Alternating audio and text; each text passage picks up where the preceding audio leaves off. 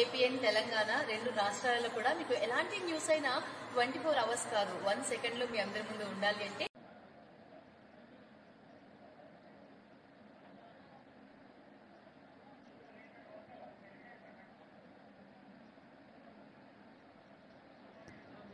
Dikshant Parade!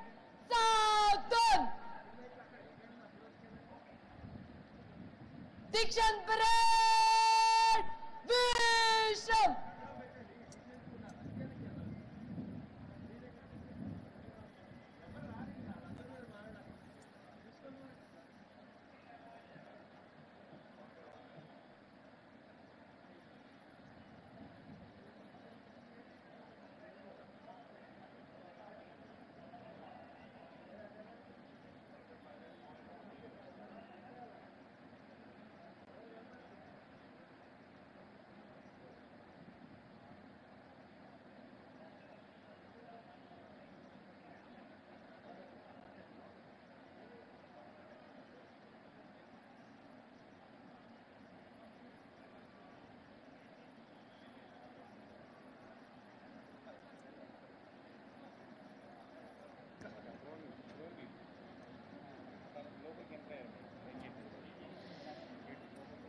Our Honorable Chief Minister of Telangana State, Sri Revanth Reddy Garu, has just arrived into the premises and will be welcomed with the mounted police escort onto the dais. గౌరవనీయులైన తెలంగాణ రాష్ట్ర ముఖ్యమంత్రి వర్యులు శ్రీ రేవంత్ రెడ్డి గారు RBVRR Telangana police academy ప్రాంగణంలోకి ఇప్పుడే విచ్చేశారు. వారిని mounted police escort ద్వారా స్వాగతం పలుకుతూ వేదిక మీదకి తీసుకువస్తున్న తరుణాన్ని మనం వీక్షిస్తున్నాము.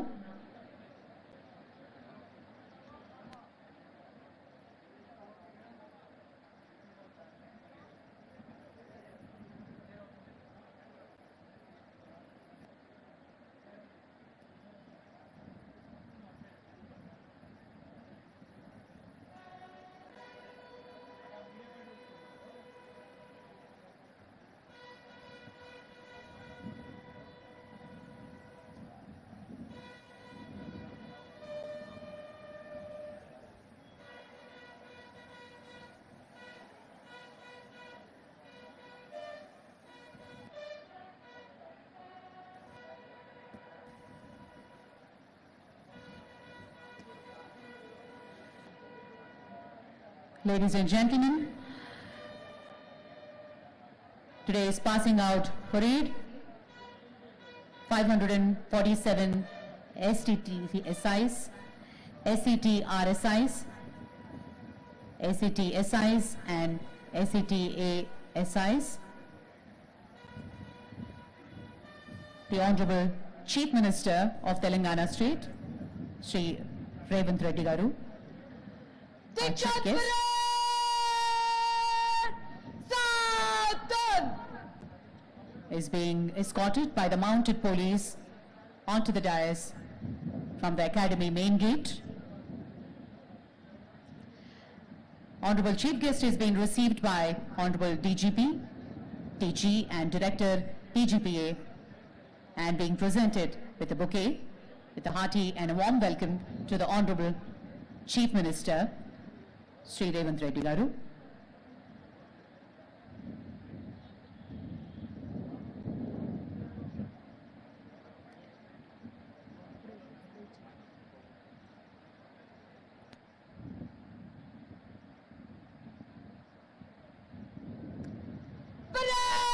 Parade!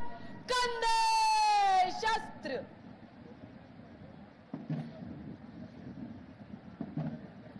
Honorable Chief Minister Sri A. Revanth Reddy Garu has just arrived and being escorted by the mounted police onto the dais. Telangana అస్తిత్వానికి అసలైన బ్రాండ్ అంబాసిడర్ మన సీఎం రేవంత్ రెడ్డి గారు. కాంగ్రెస్ పార్టీ ఇచ్చిన తెలంగాణను సార్థకత చేస్తూ ముందుకు సాగుతున్నారు. తెలంగాణ అస్తిత్వ పతాకాన్ని ఎగిరేసే బాధ్యతను తీసుకున్న సీఎం రేవంత్ రెడ్డి గారి అధికారం చేపట్టిన నాటి నుండి ప్రజా పాలన దిశగా ఒక్కో అడుగు వేస్తూ నీళ్లు నిధులు నియామకాల కోసం వచ్చిన తెలంగాణను గాడిన పెట్టేందుకు ఒక్కో అడుగు వేసుకుంటూ ముందుకు కదులుతున్నారు సీఎం రేవంత్ రెడ్డి గారు. అధికారం చేపట్టిన 90 రోజుల్లోనే 30,000కు పైగా ఉద్యోగాలు నియామకాలు భర్తీ చేశారు. Ati and warm welcome to the Dikshan Parade! General salute! Salame Shastra!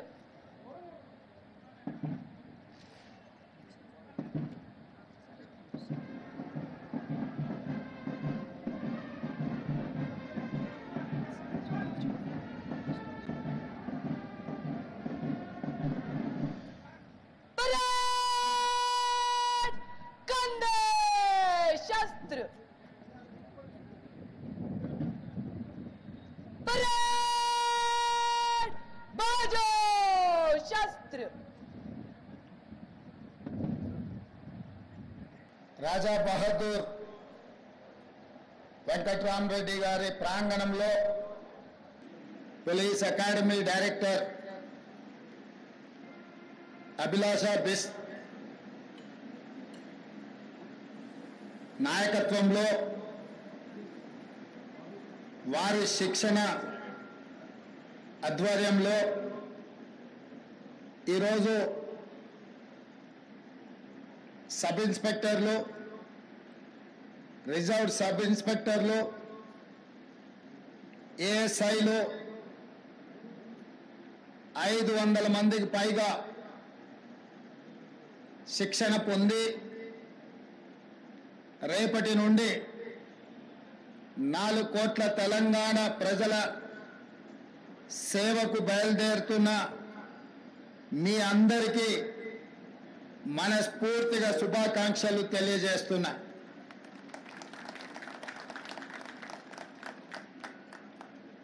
ఈరోజు ఈ సన్నివేశం మీతో పాటు నాకు కూడా ఒక మధుర జ్ఞాపకం. ఏ తెలంగాణ యువత ప్రాణ త్యాగాలు చేసి తెలంగాణ రాష్ట్రాన్ని సాధించుకున్నారో, ఆ సాధించుకున్న రాష్ట్రంలో లక్షలాది మంది నిరుద్యోగ యువకులు ఉద్యోగ ఉపాధి అవకాశాలు సాధించుకున్న రాష్ట్రంలో తమకు తప్పకుండా అవకాశాలు వస్తాయని భావిస్తున్న సందర్భంలో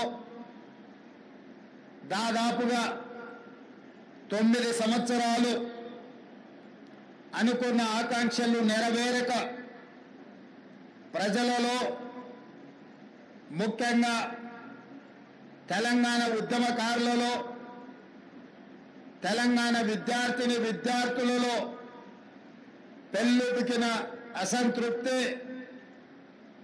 డిసెంబర్ 3, 2023 నాడు ప్రజాపాలన తెలంగాణ రాష్ట్రంలో ఆవిర్భవించింది.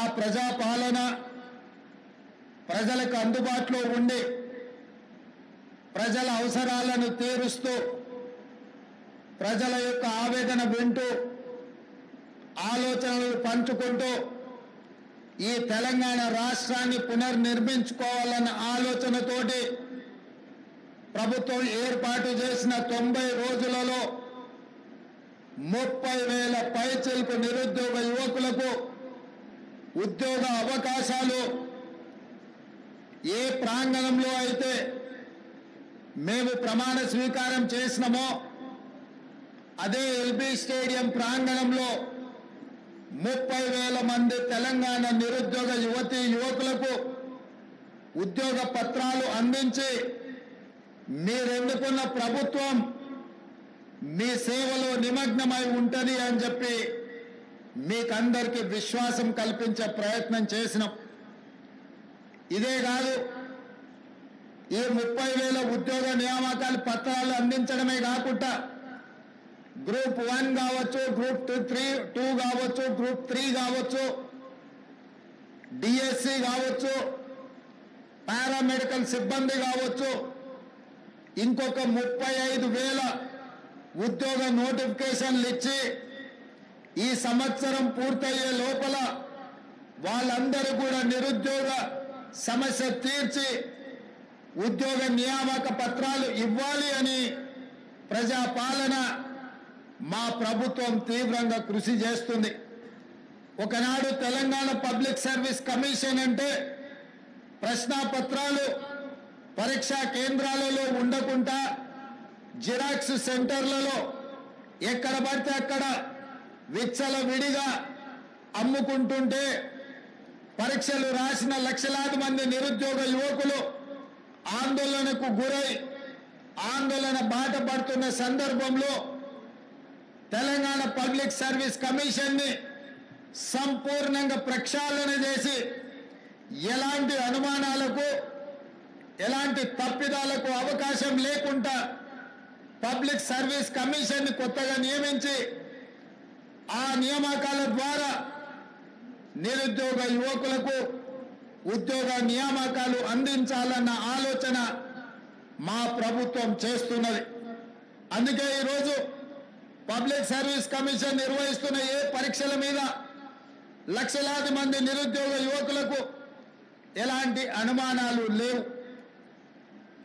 గత 9 సంవత్సరాలు ఉద్యోగ నియామకాల కోసం నోటిఫికేషన్లు ఇవ్వమని కదం దొక్కిన విద్యార్థులు ఈనాడు మన ప్రభుత్వం వెంటనే ఇస్తున్న ఉద్యోగ నోటిఫికేషన్లను మళ్ళీ కొంతకాలం వాయిదా ఇవ్వండి, అన్ని నోటిఫికేషన్లు ఒకేసారి వస్తే మేము పరీక్షలు రాయడం కష్టమవుతుంది, మాకు అన్ని పరీక్షలు హాజరు కావాలి, ఒక దాంట్లో కాకపోతే ఇంకొక దాంట్లో అయినా మాకు ఉద్యోగ అవకాశాలు వస్తాయి అని చెప్పి వాళ్ళందరూ మా ప్రభుత్వానికి విజ్ఞప్తి చేసింది. అందుకే గ్రూప్ 2 పరీక్షల్ని వాయిదా వేసి మీకు అనుకూలమైన నిర్ణయం తీసుకోవడం జరిగింది. ఆనాడు ఉద్యోగ అవకాశాల కోసం కదం దొక్కిన మీరు ఈనాడు నోటిఫికేషన్లు ఇవ్వడంతో శిక్షణ తరగతులలో మీరు నిమగ్నమై చదువుకుంటున్నారు. అందుకే ఈరోజు తెలంగాణలో నిరుద్యోగ యువకులు ఉత్సాహంతో ఈ ప్రభుత్వం మాకు ఉద్యోగాలు ఇస్తుందన్న ఆలోచనతోని పరీక్షలకు తయారవుతున్నారు.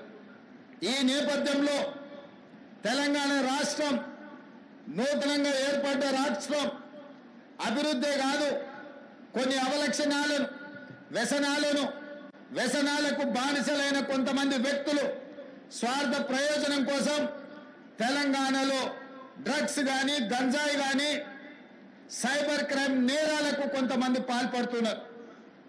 ఇట్లాంటి ప్రత్యేకమైన సందర్భంలో దాదాపుగా 540కి పైగా ఎస్ఐలు ఏఎస్ఐలు ఈరోజు తెలంగాణ సమాజానికి సేవలు అందించడానికి మీరు ముందుకు వస్తున్నారు.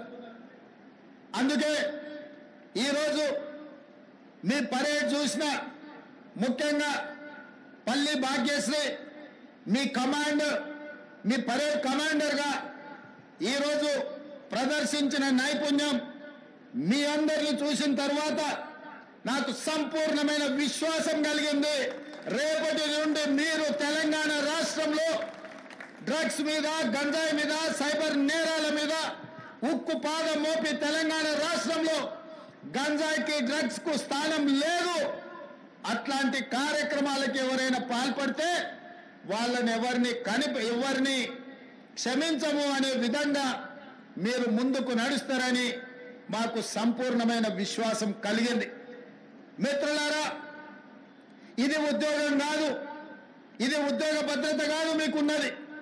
తెలంగాణ రాష్ట్రంలో ముఖ్యంగా పోలీసు విభాగంలో చేరే ప్రతి యువకుడికి ఇదొక భావోద్వేగం. ఇది ఉద్యోగ బాధ్యత కాదు, ఇదొక భావోద్వేగం. ఈ రాష్ట్రాన్ని మనం వందలాది మంది మీలాంటి నిరుద్యోగ యువకులు ఉద్యమకారులు ప్రాణ త్యాగాలు చేసి తెలంగాణ రాష్ట్రాన్ని సాధించుకున్నాం. ఈ సాధించుకున్న రాష్ట్రంలో వ్యసనాలకు తావు ఉండకూడదు, గంజాయి డ్రగ్స్ సైబర్ నేరాలకు ఎక్కడ కూడా అవకాశం ఉండకూడదు. ఈ తెలంగాణ రాష్ట్రం మనది.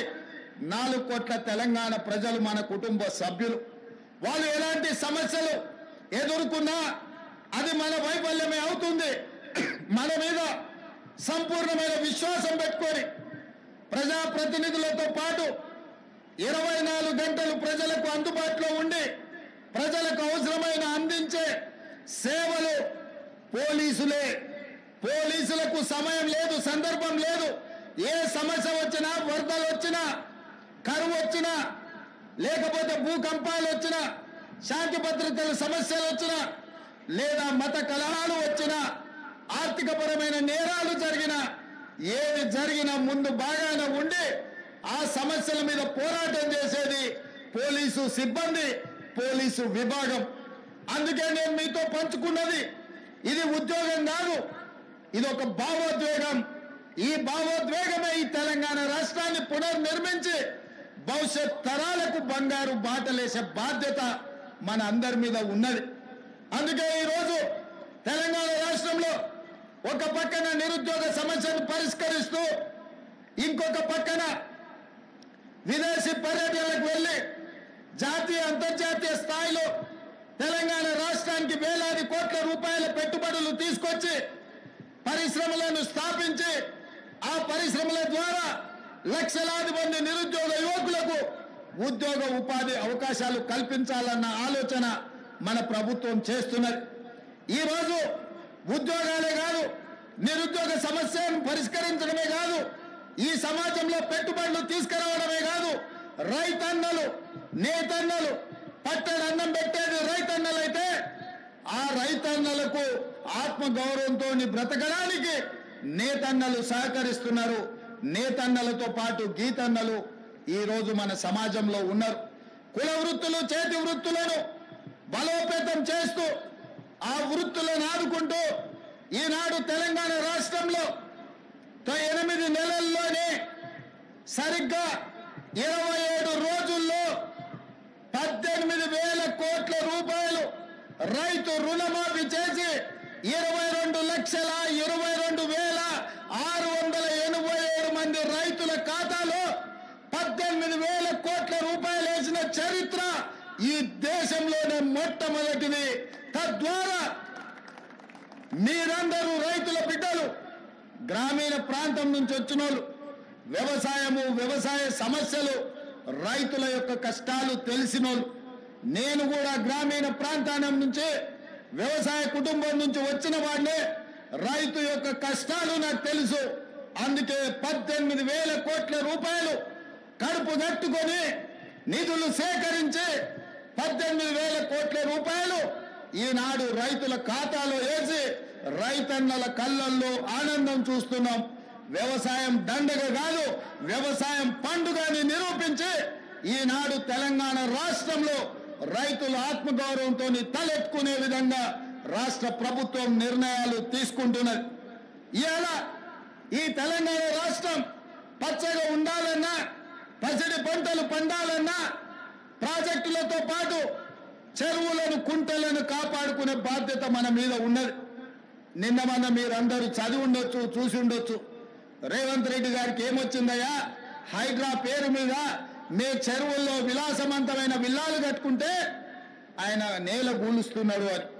నేను ఒక్క మాట అడగదలుచుకునే వేదిక మీద నుంచి తెలంగాణ ప్రజల్ని, ముఖ్యంగా హైదరాబాద్ నగర వాసులని, 1908లో ఈ మహానగరం మీద వరదలు ఉప్పెనై కమ్మేస్తే వేలాది మంది ప్రాణాలు కోల్పోతే ఆనాటి నిజాం సర్కార్ మోక్షగుండం విశ్వేశ్వరయ్యను ఆర్కిటెక్ట్ గా నియమించి 100 కోట్ల రూపాయల నాడు ఖర్చు పెట్టి ఉస్మాన్ సాగర్, హిమాయత్ సాగర్ ను నిర్మించిండ్రు. అనంతగిరి కొండల నుంచి వచ్చే వరదల్ని నిలువరించిన నీళ్లను ఈ మహానగరానికి తాగునీటి వసతులుగా ఏర్పాటు చేసింది. ఒకనాడు ఎక్కడి నుంచి హైదరాబాద్ నగరానికి తాగునీళ్ళు వచ్చేది కాదు. ఉస్మాన్ సాగర్, హిమాయత్ సాగర్ నుంచే లక్షలాది మంది హైదరాబాద్ బిడ్డలకు తాగడానికి నీళ్లు ఇచ్చారు. హైదరాబాద్ దాహార్తిని తీర్చిన ప్రాజెక్టులు గండిపేట, హిమాయత్ సాగర్. ఇలాంటి ప్రాజెక్టుల చుట్టూతా బాగా సంపాదించుకున్న వాళ్ళు, ఆగర్భ శ్రీమంతులు ఫామ్ హౌజులు కట్టుకున్నారు. వాళ్ళు ఫామ్ హౌజులు కట్టుకుంటే మనకు అభ్యంతరం లేదు, వాళ్ళు సంతోషంగా ఉండడమే మనకు కావాల్సింది. కానీ ఆ ఫామ్ హౌస్లలో ఉన్న డ్రైనేజ్ కనెక్షన్ లేదు. వాళ్ళ డ్రైనేజ్ తీసుకొచ్చి గండిపేట నీళ్ళలో కలిపిండ్రు. వాళ్ళు వాడిన డ్రైనేజ్ నీళ్లు గండిపేట నీళ్ళలో కలిస్తే ఆ నీళ్లు తాగడానికి నగరానికి ఇస్తున్నాం. నేను అడుగుతున్న మిత్రులారా, ఇవాళ మీరు చెప్పండి, ఎవరో బలిసినోడు కట్టుకున్న ఫామ్ హౌస్ డ్రైనేజ్ నీళ్లు గండిపేట తాగి నీళ్ళలో కలుస్తుంటే ఆ నీళ్ళని నగర ప్రజలకు తాగడానికి ఇస్తే ముఖ్యమంత్రిగా నేను వైఫల్యం చెందినట్టు కాదా? ఒక్కసారి ఆలోచన చెయ్యండి. భవిష్యత్ తరాలకు అందించాల్సిన బాధ్యత చెరువులు, కుంటలు, నాలాలను ఎవడెవడో ఆక్రమించుకుంటే వాళ్ళ ఆక్రమణలో చెరబడితే ఇవాళ నగరం మీద ఉప్పెనై వరదలు వస్తున్నాయి. ఆ వరదలు ఎక్కడికి వెళ్తున్నాయి? బస్తీలో ఉన్న పేదోళ్ళ ఇళ్లకు పోతున్నాయి. పేదోళ్ళు జీవితకాలం కష్టపడి సంపాదించుకున్న ఫ్రిడ్జ్, టీవీ, మంచము, బట్టలు, కట్టుకున్న బట్టలతో సహా అర్ధరాత్రి పూట వాళ్ళ ఇళ్లకు నీళ్లు వస్తే తడిసి ముద్దయి అనాథలాక రోడ్డు మీద నిలబడాల్సిన పరిస్థితులు వచ్చినాయి. మున్నేరు వాగు పక్కన ఖమ్మంలో అయినా, వరంగల్ జిల్లాలో అయినా, హైదరాబాద్ నగరంలో అయినా, కృష్ణానది ఒడ్డున మునిగే ప్రాంతాలైనా దుర్మార్గులు ఆక్రమించుకున్న చెరువుల వల్లనే ఇవాళ వరదలు వస్తున్నాయి. అందుకే హైడ్రాను ప్రారంభించినాం. హైడ్రా స్పెషల్ టాస్కే ఈ చెరువులను ఆక్రమించిన వాళ్ళను చెరబట్టాలని, చెరబట్టిన వాళ్ళ నుంచి విడిపించాలని, అలాంటి వాళ్ళను అవసరమైతే చెరసాలకు తోలాలనేది నా ప్రభుత్వ విధానం. అందులో ఎంత గొప్ప వ్యక్తులున్నా, ఎంత మహామహులున్నా వాళ్ళు చెరువులను వదలక తప్పదు. అందుకే ఈ వేదిక మీద నుంచి గొప్ప వ్యక్తులకు నేను విజ్ఞప్తి చేస్తున్నా, అయ్యా, ఆక్రమించుకున్న చెరువులను మీరే వదలండి, గౌరవంగా పక్కకు తప్పుకోండి, నీటిపారుదల శాఖకు అప్పగించండి, మీకేం కావాలనో పోయి దూరంగా కట్టుకోండి. లేకపోతే ఉన్న పలంగా నేల మట్టం కూలుతాయి, కూలగొట్టే బాధ్యత నేను తీసుకుంటా. ఇలా ఎఫ్టీఎల్లో కానీ, బఫర్ జోన్లో కానీ, నాలాలలో అక్రమంగా నిర్మాణాలు ఏవైతే ఉన్నాయో వాటన్నిటినీ నిరభ్యంతరంగా మేము తొలగిస్తాం. మీరు ఎక్కడికి వెళ్ళినా, మీరు తాత్కాలికంగా కోర్టుల నుంచి ఏమన్నా తెచ్చుకున్నా న్యాయస్థానాలలో కూడా కొట్లాడి ఆ స్కేలను వెకేట్ చేయించి మీరు ఆక్రమణలు తొలగిస్తాం. ఇదే కాదు, ఇవాళ మూసి ఒకప్పుడు అనంతగిరి నుంచి వచ్చే కృష్ణానది జలాలకు ఒక ఆలవాలం, కానీ ఇవాళ కాలుష్యం అయిపోయింది. ఇవాళ మన బతుకులను చిందర వందర చేస్తున్నాయి. నల్గొండ జిల్లా రైతులు ఇవాళ ఏడుస్తున్నారు. హైదరాబాద్ నగరంలో నుంచి వచ్చిన కాలుష్యం నల్గొండ ప్రజలకు చేరుతుంది. అక్కడ పంటలు కూడా విషమయమైపోయినాయి. మా కోమటిరెడ్డి వెంకటరెడ్డి గారు పదే పదే నా దృష్టికి తీసుకొచ్చి నల్గొండకు వస్తున్న కాలుష్యాన్ని నియంత్రించండి, మూసిని ప్రక్షాళన చెయ్యండి అని. అందుకే కేంద్ర ప్రభుత్వ సహకారంతో మూసి ఆక్రమణలు తొలగించి మూసిని ప్రక్షాళన చేసి ఒక అద్భుతమైన మూసి రివర్ డెవలప్మెంట్ ఫ్రంట్ ను అభివృద్ధి చేసి పేదవాళ్ళకు అక్కడ వ్యాపారాలు చేసుకోవడానికి అవసరమైన అవకాశాలు కల్పిస్తాం.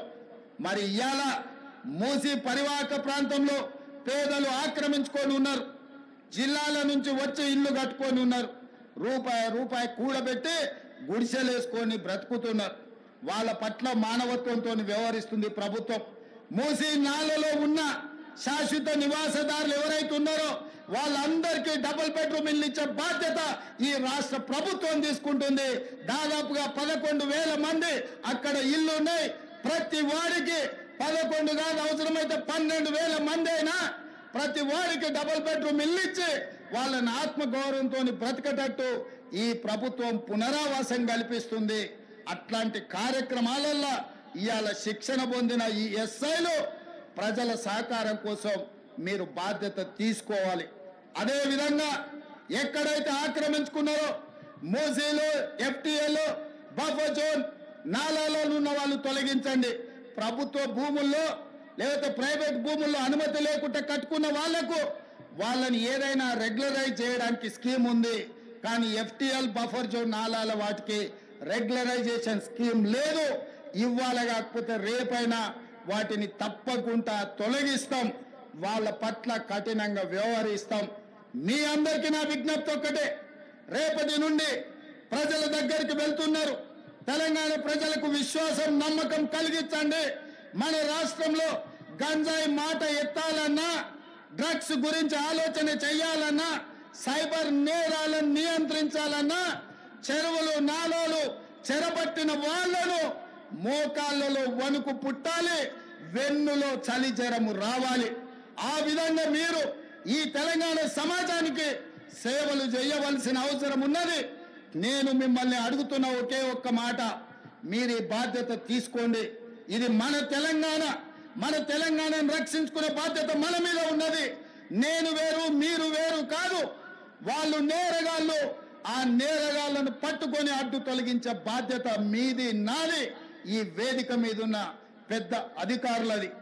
పెద్ద అధికారులు మేము ఆదేశాలు ఇస్తాం, కింద అమలు చేయాల్సిన బాధ్యత మాత్రం మీదే.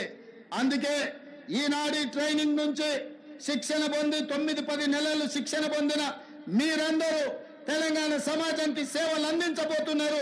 తెలంగాణ ప్రజలకు విశ్వాసం కల్పించండి. ఇది ఉద్యోగం కాదు, ఇది భావోద్వేగం. ఈ తెలంగాణను కాపాడుకుంటాం. ఈ తెలంగాణను కాపాడడానికే మేము ఈ కాకి డ్రెస్సును ధరించినమని వాళ్ళకు విశ్వాసం కల్పించండి.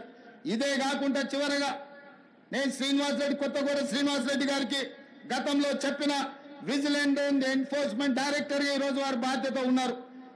ఎట్లయితే సైన్యంలో పనిచేసే సైనికులకు సైనిక్ స్కూల్ ఉందో, తెలంగాణ రాష్ట్రంలో పోలీస్ డిపార్ట్మెంట్ లో పనిచేస్తున్న హోంగార్డు నుంచి డీజీపీ వరకు సైనికులకు ఎట్లయితే సైనిక్ స్కూల్ ఉందో, పోలీసులకు కూడా ప్రత్యేకంగా ఒక రెసిడెన్షియల్ పోలీస్ స్కూల్ మొదలుపెట్టి 50 ఎకరాలల్లా అద్భుతంగా ఈ దేశంలోనే అత్యంత నాణ్యమైన విద్యను అందించే బాధ్యత తెలంగాణ రాష్ట్ర ప్రభుత్వం తీసుకుంటుంది.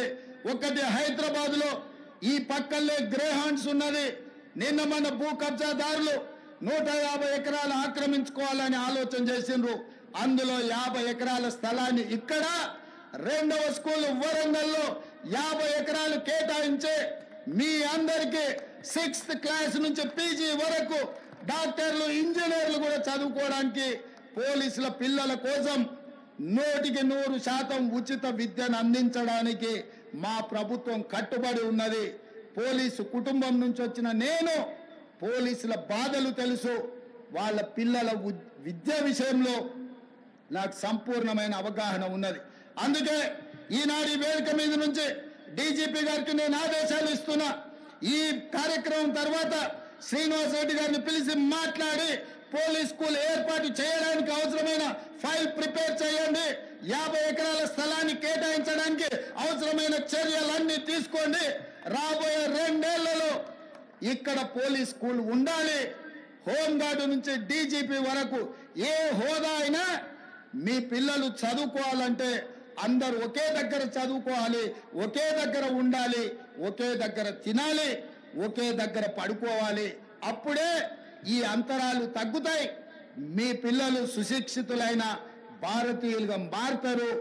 అందుకే మిత్రులారా, పోలీసుల యోగక్షేమాలు, పోలీసుల యొక్క సమస్యల్ని తీర్చే బాధ్యత నాది. మీరు నిశ్చింతగా ఉండండి. డిపార్ట్మెంట్లో ఉన్న ప్రతి సమస్యను ఒక్కొక్కటిగా పరిష్కరించి మీకు ఒక మంచి గౌరవాన్ని పెంచే విధంగా, మీ సమస్యల్ని పరిష్కరించే విధంగా ఈ ప్రభుత్వం పనిచేస్తుంది.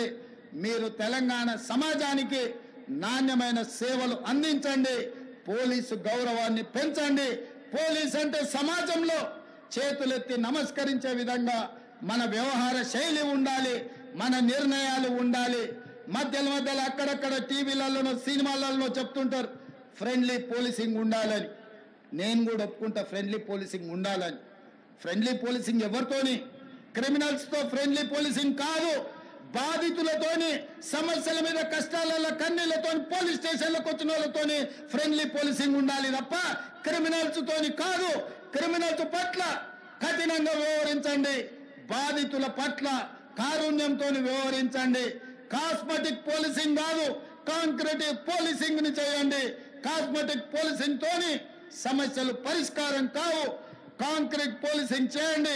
శాంతి భద్రతలను కాపాడండి. శాంతి భద్రతలు ఉన్నప్పుడే ఈ రాష్ట్రంలో పెట్టుబడులు వస్తాయి. పెట్టుబడులు వస్తేనే నిరుద్యోగ యువతి యువకులకు ఉద్యోగ ఉపాధి అవకాశాలు వస్తాయి. తెలంగాణ రాష్ట్రమే ఈ దేశానికి ఒక మోడల్గా కావాలి. నిన్న సైబర్ నేరాలలో దేశంలోనే ఒక ఆదర్శంగా తెలంగాణ రాష్ట్రం ఉందని కేంద్ర హోంశాఖ మంత్రి అమిత్ షా గారు తెలంగాణ రాష్ట్రానికి రివార్డ్ ఇవ్వడం జరిగింది. ఆ శాఖను కూడా మనస్ఫూర్తిగా అభినందిస్తూ ఇంత మంచి కార్యక్రమాన్ని ఏర్పాటు చేసి ఇందులో మిమ్మల్ని అందరినీ కలుసుకొని రేపటి భవిష్యత్తు గురించి చర్చించుకోవడానికి అవకాశం కల్పించిన ప్రతి ఒక్క సిబ్బందికి, ఈ కార్యక్రమంలో పాల్గొన్న ప్రజాప్రతినిధులు, స్థానిక ఎంపీ విశ్వేశ్వరరెడ్డి గారు, ఎమ్మెల్సీ మహేందర్ రెడ్డి గారు, అదేవిధంగా స్థానిక ఎమ్మెల్యే ప్రకాష్ గౌడ్ గారు, అదేవిధంగా డీజీపీ గారు, ఇతర ప్రజాప్రతినిధులు, ఈ రోజు పాసింగ్ అవుట్ పరేడ్ చేస్తున్న ఈ సిబ్బంది యొక్క తల్లిదండ్రులు, వాళ్ళ కుటుంబ సభ్యులు వచ్చిన వాళ్ళందరికీ మనస్ఫూర్తిగా శుభాకాంక్షలు తెలియజేస్తూ మీ అందరి దగ్గర సెలవు తీసుకుంటున్న మిత్రులారా, ధన్యవాదాలు.